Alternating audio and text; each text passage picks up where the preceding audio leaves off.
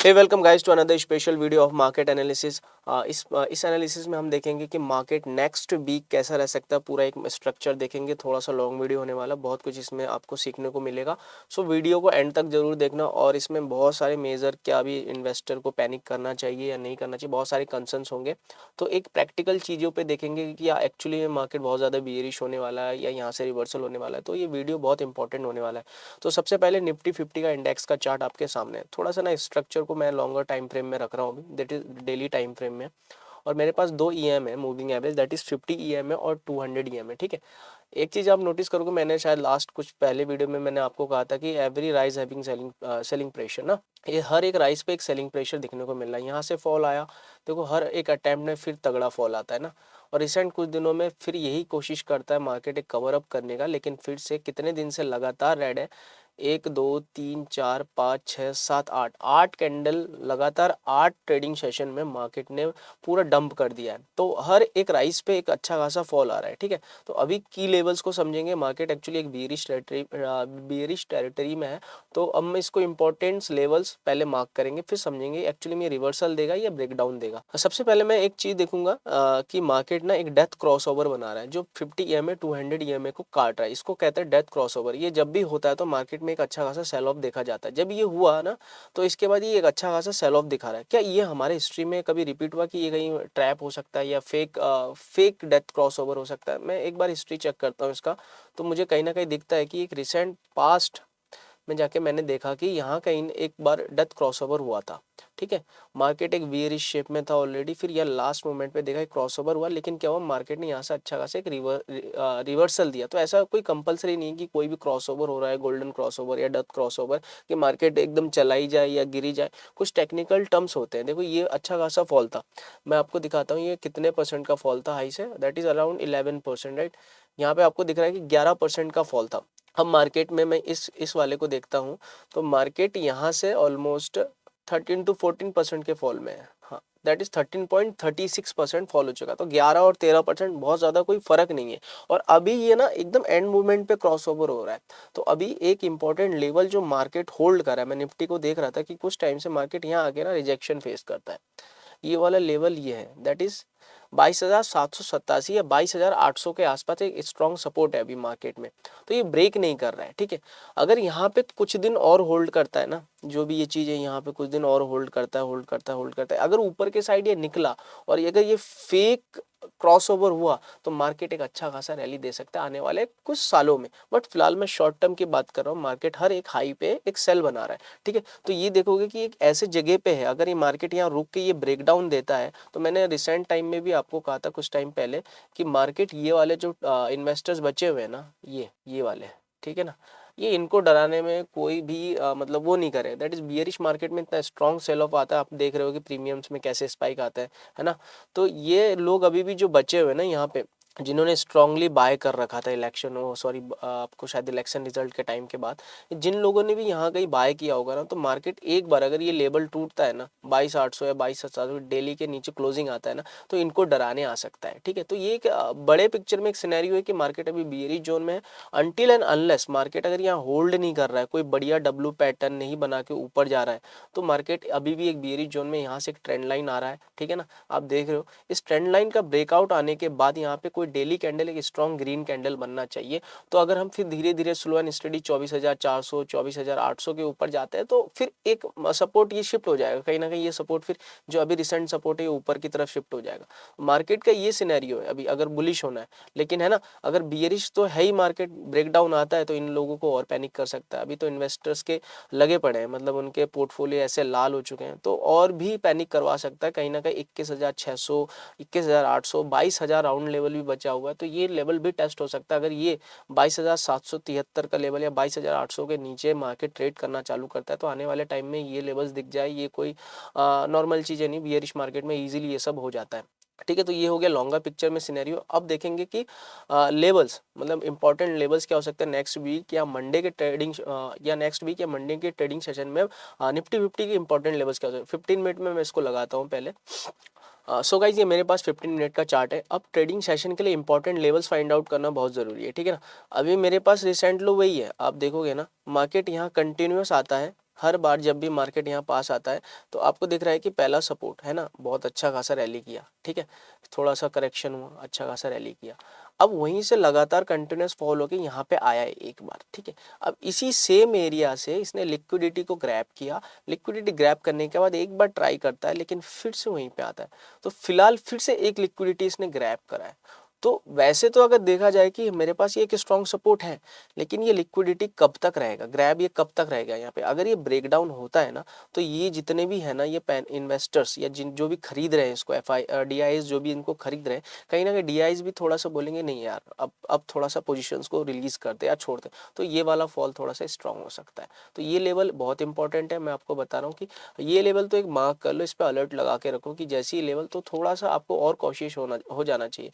और फिलहाल ना इन्वेस्टिंग को थोड़ा सा मतलब SIPs को आप कंटिन्यू स्टॉक्स मतलब ज़्यादा पकड़ने की कोशिश मत करो कि यार स्टॉक इतना गिर गया है, बहुत तगड़ा डंप आ जाता है मार्केट में, तो थोड़ा सा पेशेंस के साथ हल्का सा कैश में बैठो, हल्का हल्का करके हाथ रखो। अभी ऐसा है ना, वाइल्ड फायर है, तो थोड़ा हाथ रखोगे तो जल जाओगे, तो थोड़ा सोच समझ के करना है।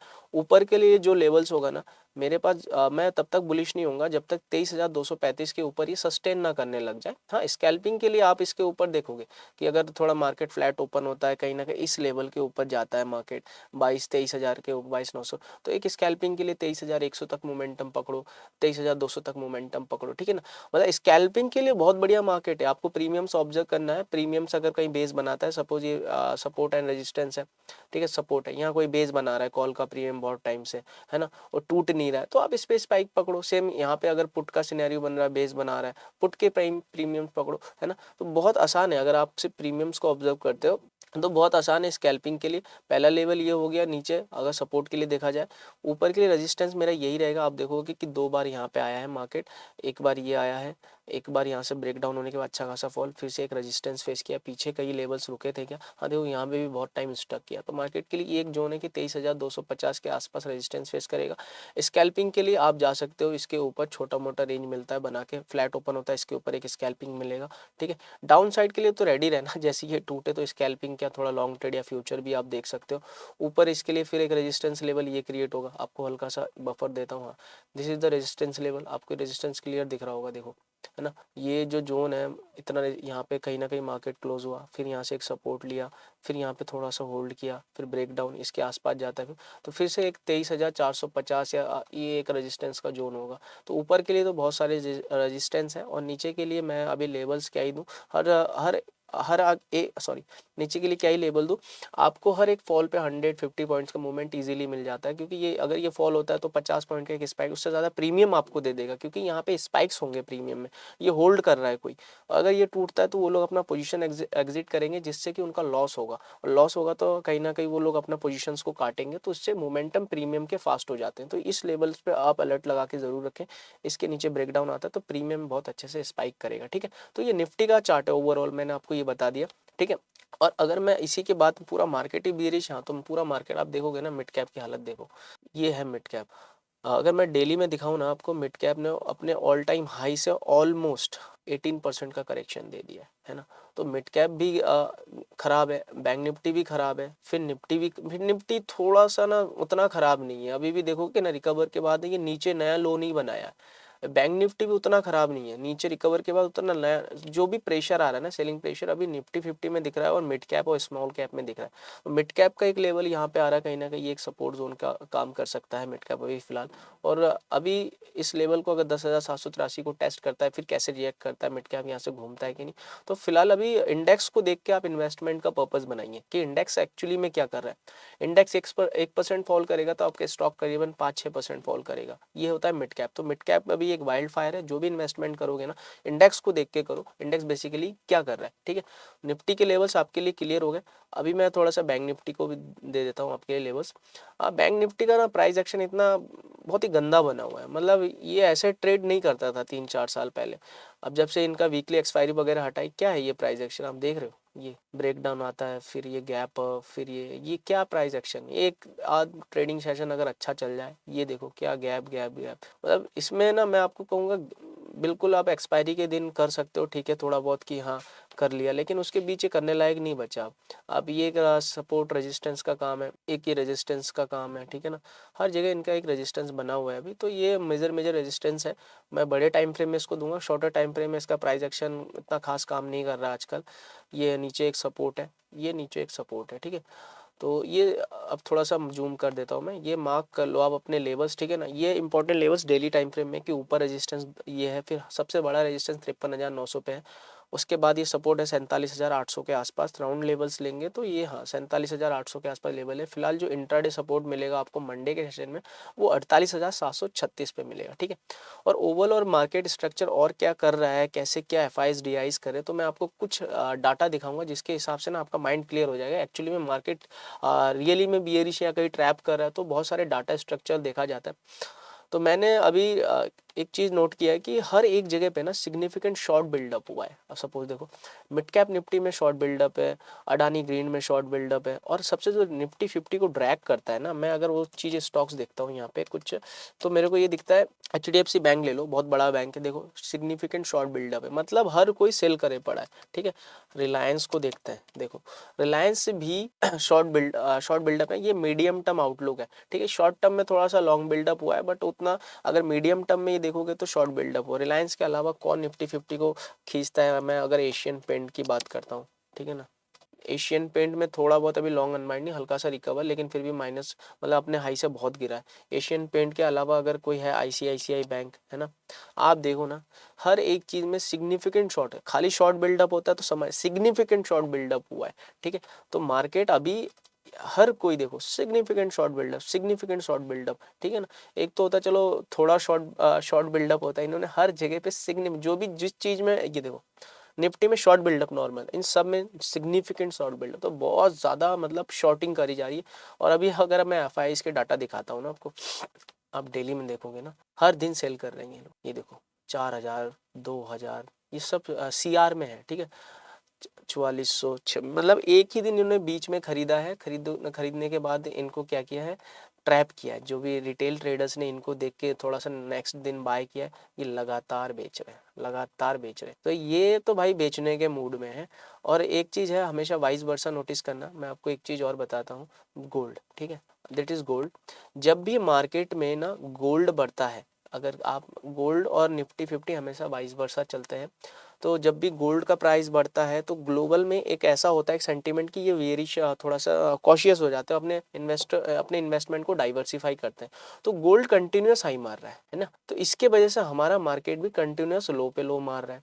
कहीं ना कहीं लोग अपना पैसा किस पे, एक सेफर जोन पे शिफ्ट करे, दैट इज गोल्ड। हमेशा याद रखना जब भी वर्ल्ड वार होगा या फिर कोई फाइनेंशियल क्राइसिस होगा तो गोल्ड की वैल्यू नहीं घटती है, गोल्ड हमेशा ऊपर जाता है। गोल्ड एक ऐसा एसेट माना जाता है जो कभी नहीं गिरता है, अगर चढ़ता भी है तो 5-10% का करेक्शन होगा, लेकिन उसके बाद वो हमेशा फिर से हाई मारता है। तो ये एक एक नोटिस करना कि गोल्ड हमेशा ऊपर जा रहा है, तो जब तक गोल्ड थोड़ा सा और रिकवर करके नीचे नहीं आता है तो एक इंडियन मार्केट भी बियरिश रह सकता है। डॉलर इंडेक्स को देखूंगा, डॉलर इंडेक्स भी कंटिन्यूस हाई बनाया है बीच में, जिसकी वजह से भी मार्केट में एक सेलिंग प्रेशर है। इंडिया विक्स अभी 15 पे है, that is not a problem. VIX देखो इतना मार्केट गिरने के बाद भी विक्स पैनिक नहीं कर रहा है, तो कहीं ना कहीं ये वाला जो मेरे को दिख रहा है ना सेंटीमेंट, अगर ये 22,800 को होल्ड करता है तो एक रिवर्सल का भी चांसेस बन सकता है। और अगर विक्स ने फिर से ये 18 के ऊपर ब्रेकआउट दे दिया और कच्चा 10-12% का मंडे के सेशन में मोमेंटम दिखता है तो मार्केट और ज़्यादा फॉल कर सकता है, ठीक है। तो FI डाटा भी देख लिया मैंने, अब थोड़ा सा ओपन इंटरेस्ट की बात करता हूँ, ठीक है ना। मैं 20 फ़रवरी का 2025 निफ्टी का है। अभी निफ्टी पे जो सबसे इंपॉर्टेंट रेजिस्टेंस है 23,300 है, फिर 23,200 है, फिर 23,100 है, फिर मतलब हर एक 100 पॉइंट में इन्होंने रेजिस्टेंस क्रिएट कर दिया इतना। और नीचे अगर मैं सपोर्ट की बात करता हूँ तो फिलहाल सपोर्ट है 22,800 पे, जो मैंने आपको बताया 22,800 के नीचे है, सीधा सीधा सपोर्ट है 22,700। उसके बाद मेजर जो सपोर्ट आ रहा है वो 22,500 पे आ रहा है, ठीक है। फिर जाके बैठे हुए हैं 22,000 पे लोग। तो 22,500 और 22,800 अभी एक एक ऐसा सिनेरियो बन सकता है कि ट्राई, लेकिन मैं आपको कहूँ ऊपर जाएगा तो जाएगा कैसे, 23,000 को बीट करना पड़ेगा पहले, फिर 23,100 को बीट करना पड़ेगा, फिर 23,200 को बीट करना पड़ेगा, ठीक है, फिर 23,300 को बीट करना पड़ेगा। भाई इतना ज़्यादा रेजिस्टेंस क्रिएट कर दिया गया ना ऊपर। लेकिन एक इसमें मुझे हमेशा ये चीज़ अच्छा लगता है कि रिवॉर्ड भी ना आपको इसी साइड मिलेगा। किसी दिन मार्केट अगर यहाँ गलती से घूम गया ना इस वाले ट्रेंड लाइन के आसपास ऊपर जाने लगता है तो ये इतना मोमेंटम फास्ट देगा ना, जैसे ये वाला मोमेंटम आया था, ठीक है, तो ये मोमेंटम बहुत ज़्यादा फास्ट होगा। यहाँ जो कॉल्स के प्रीमियम होंगे ना वो इतना मतलब वाइल्ड मोमेंटम करेंगे कि आपको शायद पकड़ने को भी ना मिले, क्योंकि जितने लोगों के स्टॉप लॉस लगे हुए हैं ना यहाँ पे, इनके एसएल जाएंगे। मैं आपको हमेशा बताता हूँ कि थोड़ा मार्केट को ना मेंटल अप्रोच के साथ कीजिए कि मुझे रिवॉर्ड किस साइड मिलेगा। ये ऑलरेडी फॉलिंग मार्केट है, ये आपको हर आई पे सेल मिल रहा है तो आप उस पर स्कैल्पिंग करिए। लेकिन जिस दिन जैकपॉट पकड़ना होगा ना, यहाँ से कहीं बढ़िया कैंडल मिलता है ना, ग्रीन कैंडल, तो आपको शायद घुसने का भी मौका ना मिले। तो उस टाइम पे आप पूरा पैसा मत डालिए। आपको हमेशा थोड़ा सा ये कि रिस्क रिवॉर्ड या फिर अपने फाइनेंस को मैनेज करके चलना पड़ता है। तो ये एक सिनेरियो है, मैं आपको बता रहा हूँ, जब भी ऐसे सिनेरियो बनते हैं ना रेजिस्टेंस हर 100 पॉइंट में, तो भैया उस दिन जो शॉर्ट कवरिंग होंगी बहुत खतरनाक होने वाली। तो ये निफ्टी के लेवल्स रहे, बैंक निफ्टी को भी मैंने आपको बता दिया है। बाकी ओवरऑल मार्केट का सिनेरियो अभी बियरिश है, लेकिन शॉर्ट कवरिंग के भी चांसेस है जब तक ये वाला लेवल होल्ड करता है, ठीक है।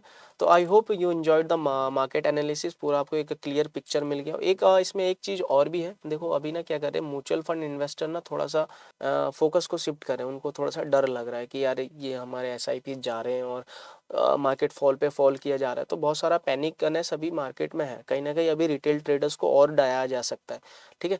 तो ये चीज़ें भी हैं कि अभी थोड़ा एसआईपी भी मार्केट में कम हो रहा है, लेकिन यही मार्केट का एक रूल है, जब अदर्स आर फियरिंग ना, जब दूसरे बहुत लोग डरने लगते हैं ना, तब आपको एक्टिव हो जाना चाहिए, शायद तब आपका वेल्थ क्रिएशन का जर्नी बन जाए। और जब ज़्यादा लोग लालच करने लगते हैं ना, तो आपको थोड़ा सा मूड सेंटीमेंट चेंज करना होता है कि हाँ थोड़ा सेफ चलना होता है।